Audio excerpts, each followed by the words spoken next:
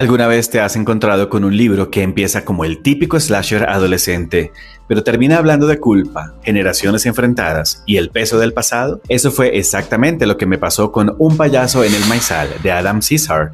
Yo esperaba sangre, sustos y clichés, y sí, todo eso está. Pero también me encontré con una historia sorprendentemente emocional y con más fondo del que imaginé. En este video te voy a contar por qué este libro es mucho más que un simple terror con un payaso asesino, cómo juega con los tropos clásicos del género y qué hay detrás de esa sonrisa pintada de rojo. Si te gustan los libros que combinan sustos con crítica social, quédate, porque Un payaso en el maizal tiene mucho más que ofrecer de lo que parece desde su portada.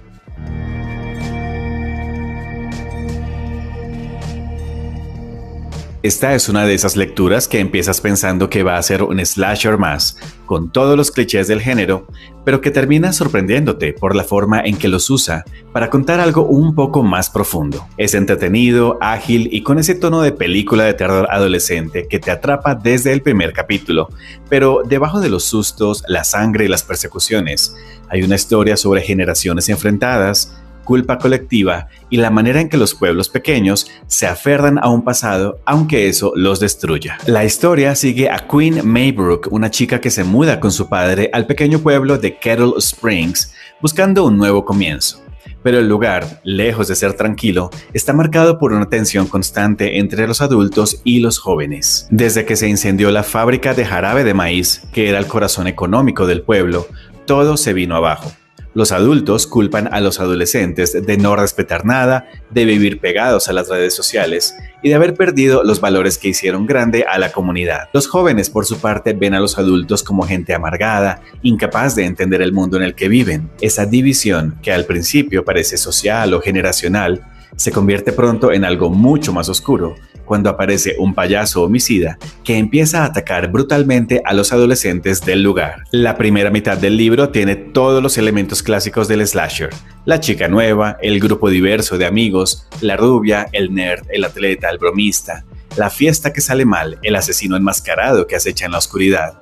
Cesar juega con estos estereotipos como si quisiera hacernos sentir en terreno conocido. Y lo logra. Los capítulos son cortos, rápidos, con diálogos naturales, mucha tensión y un sentido del humor muy negro. Es una lectura que se disfruta incluso cuando sabes que buena parte de esos personajes están allí solo para morir de formas cada vez más sangrientas. Pero lo interesante llega en la segunda mitad, cuando el autor empieza a darle una vuelta al cliché. Las motivaciones del asesino, una vez que se revelan, no son las típicas del género. No se trata solo de venganza o locura, sino de algo mucho más simbólico.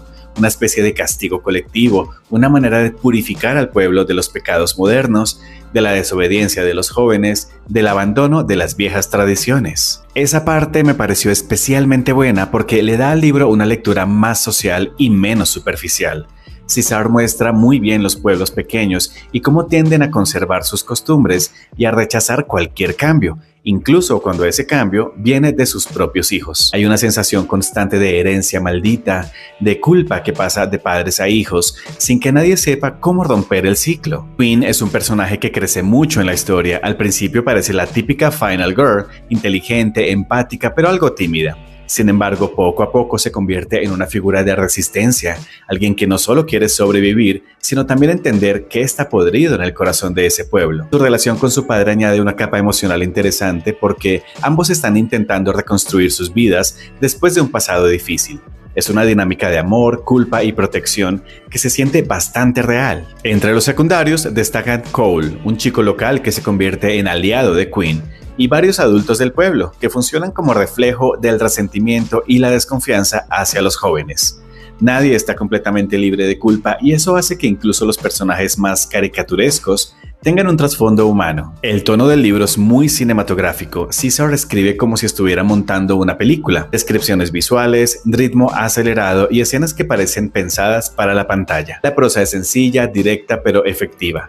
No busca profundidad literaria, sino mantenerte enganchado y lo logra. Hay partes muy sangrientas, pero también momentos de humor, ironía y crítica social. Me gustó que a pesar de toda la violencia, el libro nunca pierde el corazón.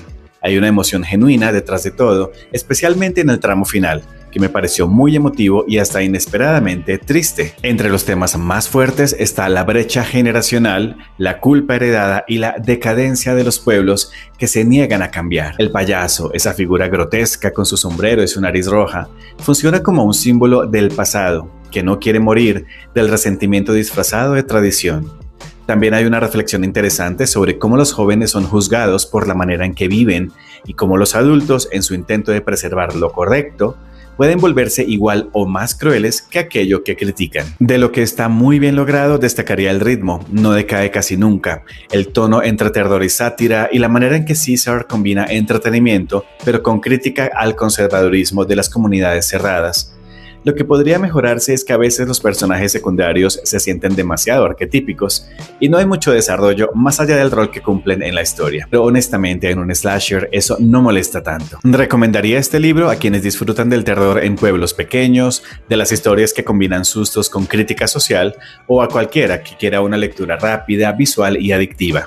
No pretende ser una obra trascendental, pero sí una muy buena historia de terror moderno, con algo que decir debajo de toda la sangre y el maíz. A mí personalmente me pareció muy entretenido. La primera mitad me hizo sonreír por todos los clichés que abraza sin vergüenza, y la segunda parte me sorprendió por la emoción y la tristeza que esconde.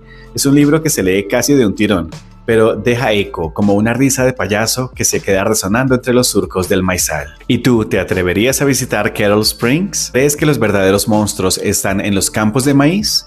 ¿O en las tradiciones que nos negamos a dejar morir? Cuéntame en los comentarios si ya leíste Un payaso en el maizal, si te gustan los slasher o si prefieres otro tipo de terror. Me encantaría leerte y debatirlo contigo. Si te gustó este video, no olvides dejar tu like, suscribirte al canal para más contenido y compartirlo con alguien que disfrute del terror tanto como tú. Nos vemos en el próximo video y recuerda, no todos los payasos están allí para hacerte reír.